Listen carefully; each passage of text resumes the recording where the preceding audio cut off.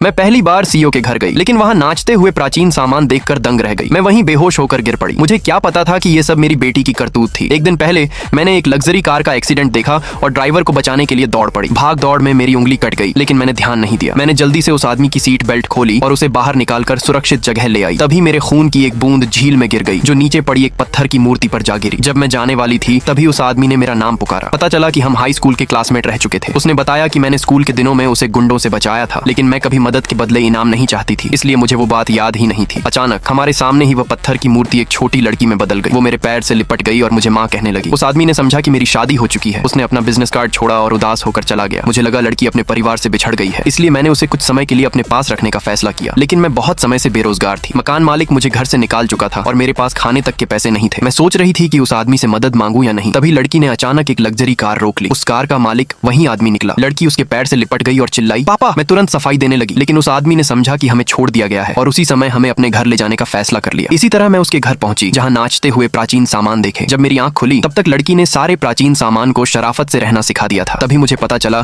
कि मेरी गोद ली हुई बेटी खुद भी एक प्राचीन वस्तु थी। उस रात मुझे नींद नहीं आई और मैंने उस आदमी को एक नीलामी का निमंत्रण ठुकराते सुना, लेकिन लड़की ने कहा कि उसका परिवार उसी नीलामी में है। अगले दिन मैंने उस आदमी का निमंत्रण ले लिया, उसकी पत्नी बनकर नाटक किया और नीलामी में पहुंच गई। मुझे उम्मीद नहीं थी कि अंदर जाते ही मेरा एक्स बॉयफ्रेंड मिल जाएगा। वो और उसकी गर्लफ्रेंड मुझे सबके सामने ताने मारने लगे कि मुझे छोड़ दिया गया है। मैंने तुरंत जवाब दिया, जिससे वो इतना गुस्सा हो गया कि मुझे मारने की कोशिश करने लगा। लेकिन तभी वह आदमी जो अभी अभी पहुंचा था, उसने उसका हाथ पकड़ लिया। उसने सबके सामने ऐलान किया कि मैं उसकी पत्नी हूँ। मेरा एक्स फिर कुछ बोलने की हिम्मत नहीं कर पाया। तभी मुझे किसी के बुलाने की आवाज सुनाई दी। आवाज के पीछे गई तो एक फूलदान मुझसे विनती कर रहा था कि मैं उसे घर ले जाऊं। एक एक्सपर्ट ने उसे बेकार कबाड़ बताया, लेकिन मेरे एक्स के साथ आई औरत मुझे चिढ़ाने के लिए लगातार बोली बढ़ाती रही। आखिरी पल में उस आदमी ने 100 मिलियन युआन की बोली लगाकर वो फूलदान मेरे लिए खरीद लिया। जब सब लोग मेरी बेवकूफी भरी खरीद पर हंस रहे थे, मैंने वहीं सबके सामने फूलदान तोड़ दिया। उसके अंदर एक टाइगर ताबीज था, जो प्राचीन सेना का प्रतीक था और जिसकी कीमत 1 बिलियन युआन थी।